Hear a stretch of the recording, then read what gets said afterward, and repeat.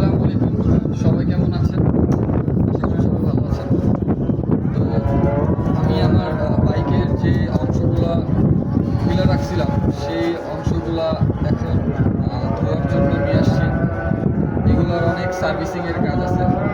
প্রথমে এগুলোরে ওয়াশ করতে হবে। এগুলোর অবস্থা মোটামুটি এটা আছে, এটা ওয়াশ করতে হবে। ভিতরে অনেক ময়লা জং করছে। এগুলো ওয়াশ করার পরে এগুলোকে শুকাইতে হবে, তারপরে এগুলোকে রোদে দিতে হবে, তারপরে এটারে রং করার মতো একটা পর্যায়ে আনতে হবে। তো আজকে থেকে শুরু করলাম এগুলোর ধোয়া, তারপরে হচ্ছে আপনার সার্ভিসিং, রং করার কাজগুলো। দেখা যাক এগুলো শেষ করতে কতদিন সময় লাগে। এগুলো সব পার্ট টু পার্ট খুলতে হবে। এগুলো না খুললে ভালো মতো সার্ভিসিং করা যাবে না, প্লাস পরিষ্কারও করা যাবে না। এটা হচ্ছে স্ট্যান্ড, যেটার উপরে বাইকের দাঁড়া করানো হয়, সেই স্ট্যান্ডের স্ক্রিনটা।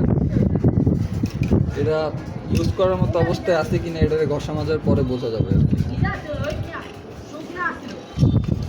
এখন হচ্ছে যে স্ট্যান্ডটা দেখি স্ট্যান্ডটা খুঁজে পাই কিনা।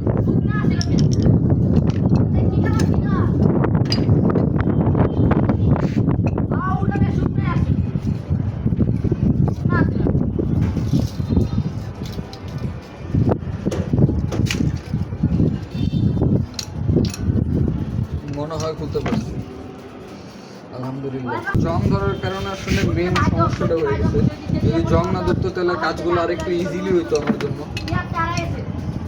ইজিলি করতে পারতো। জং ধরার কারণে, মরিচা পড়ার কারণে আসলে অতটা ইজি মনে হইতেছে না, কারণ এই নাট বল্টুগুলো খুলতেই সব থেকে বেশি প্যারা লাগতেছে। অনেকগুলো কাটার দরকার পড়ছে, না কেটে আসলে বের করতে পারি না। আর আপনারা দেখতেছেন প্রথম থেকেই একা একা কাজগুলো করার চেষ্টা করতেছি, একা একা করতেছি। মাঝে সাঝে দু একজনের হেল্প পাই। মাঝখানে একদিন ছোটো ভাই ছিল, ও অল্প সময়ের জন্য হেল্প করছিল।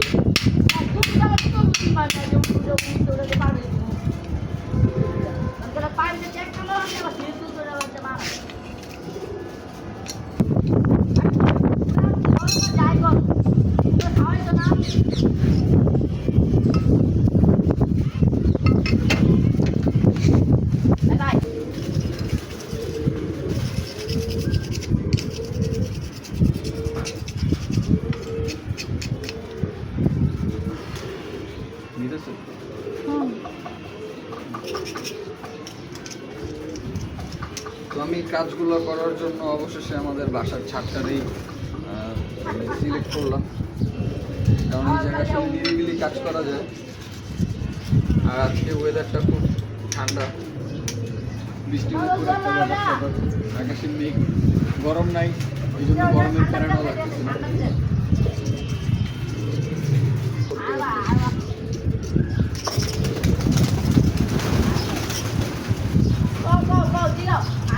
নিচের কন্ডিশন দেখা এই স্ট্যান্ডের ভিতরে ইঞ্জিন আটকানো থাকে, ইঞ্জিনটা এই স্ট্যান্ডের উপরে বসা থাকে। তো এটার যে কন্ডিশন, এটা যে তেল কাজটার যে একটা ভাব প্রলেপ এটার উপরে, এটা দেখে মনে হচ্ছে যে ইঞ্জিনে মোবিল ঘামাইতো। 100% শিওর যে ইঞ্জিনে মোবিল ঘামাইতো, তার মানে আমার ইঞ্জিনটারেও একটা সার্ভিসিং করানো লাগে।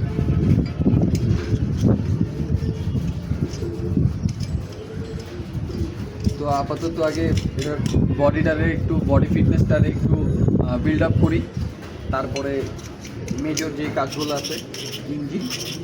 আর শুনছি ওয়ারিং সিস্টেম নাকি পুরোপুরি নতুন ওয়ারিং সিস্টেম কিনতে পাওয়া যায়। তো ভাবছি যে এটার ওয়ারিং সিস্টেমের তার কোন জায়গা থেকে যে কয়টা ছিঁড়ছে তার কোনো ঠিক নেই, আর অনেক জায়গায় জোড়াতালি মারা ছিল। তো সব কিছু চিন্তা ভাবনা করে দেখলাম যে নতুন ওয়ারিং সিস্টেমটা যদি আমি করি সেটাই শ্রেয় হবে। এতে আমার প্যারাও খাইতে হবে না, আর আমি জিনিসটা দেখতেও পারবো যে কোন জায়গা থেকে কোনটা গেছে। নেক্সট টাইম যদি কোনো প্রবলেম হয় তাহলে নিজের সলিউশনটা দিতে পারবো। তো সেই জন্য আমি মনে করছি যে নতুন ইঞ্জিন, নতুন ওয়ারিং সিস্টেমটা আনানোটাই আমার জন্য ভালো হবে, আর গাড়ির জন্য ভালো।